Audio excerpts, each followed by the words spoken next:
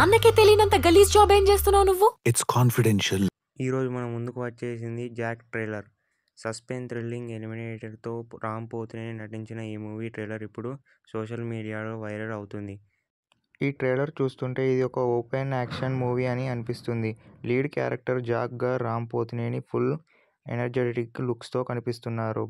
మూవీలో crime, revenge, political drama mix అయిన కథగా తెలుస్తుంది. ట్రైలర్లో కొన్ని పవర్ఫుల్ డైలాగ్స్ కట్ చేసి పెట్టారు. వాటి ద్వారా కథలో డీప్ కనపడుతుంది మనకు. ముఖ్యంగా యాక్షన్ సీన్లో థ్రిల్లింగ్ డబుల్ చేసినట్టు కనిపిస్తుంది. విజువల్ గ్రౌండ్గా ఉన్నాయి. Ram Pothineni high energetic action హీరోగా మరోసారి బూస్టప్ అవుతారేమో, మళ్ళీ చూడాలి.